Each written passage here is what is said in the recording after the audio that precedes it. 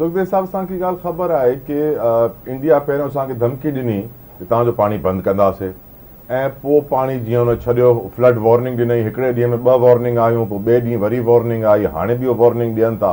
ऐं हुननि जा जेके एनालिस्ट हूंदा न टीवी ते वेही करे ॿुधाईंदा आहिनि, उहे चवनि था कि हाणे छा अॻु में असां पाणी आराम आराम सां छॾींदासीं, हाणे असां पाणी खे रोकियूं था, पाणी जमा थी वञे, वॾो रेलो ठहे, पोइ छॾियूं ताकी पाकिस्तान में सैलाब अचे। त इहे पाणी जे ज़रिए हिकिड़ी दहशतगर्दी पई थिए। नेतन्याहू हुते बुख सां दहशतगर्दी पियो करे, पैलेस्टाइन में, हिते मोदी पाणी सां दहशतगर्दी पियो करे। तव्हांजी नज़र में वॉट इज़ द सोल्यूशन?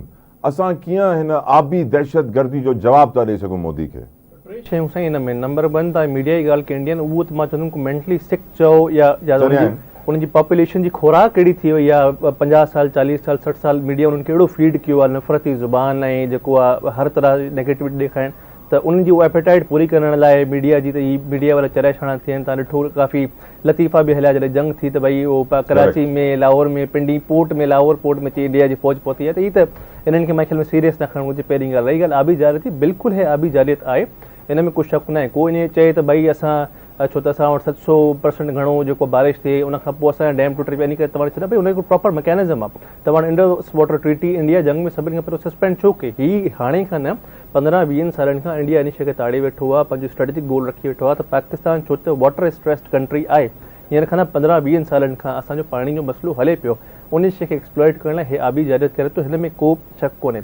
हूअं मां सम्झां थो त पाकिस्तान में डिप्लोमेसी सही नमूने करे पियो, चाहे वज़ीर आज़म हुजे, चीफ ऑफ आर्मी स्टाफ हुजे, पर जेको हींअर जेके विया SU में असांजे वज़ीर आज़म साहिबु, उते त थोरो अगरि हिन में वज़ाहत करे ॻाल्हाइनि हिन आबी जारियत जे बारे में त वधीक बहितर हुजे हा, पर हिनखे बहितर नमूने सां पंहिंजी ट्रिप खे कंडक्ट करे सघनि पिया। हिकिड़ो सुठो इंटरनेशनल इहो प्लेटफॉर्म हुयो जिते इहे शइ करे सघनि पिया। सुखदेव साहब, पंजाब में जेको नुक़सानु थियो आहे हुनखे ॾिसी तव्हां छा था सम्झो as a nation? What should we learn sir? Many things and most of all त अगरि तव्हां जी डैम्स जो तस्करो हले थो, काफ़ी त माण्हू इहा मश्करी करनि था काला बाग जी। भई काला बाग जिथे ठहियलु आहे, उहो हिते जिते सैलाब आयो आहे रावी सतलज ब्यास ते, उहो काला बाग हुन खां 300 किलोमीटर मथे आहे। हीअ त मतिलबु को इंसानी अकुल त कमु नथो करे त पाणी हेठां खां मथे उॾरी वञे पोइ काला बाग ते डैम तव्हां सिंधु खे सियासत करणु छॾियो। तव्हां जेके हीअ तव्हांजा 3 दरिया जेके इंडस वाटर ट्रीटी में तव्हां ख़ाली करे छॾिया आहिनि, ऐं अक्सर इंडिया इन्हनि जो फ़ाइदो वरितो आहे, त असां तयारु न हूंदा आहियूं।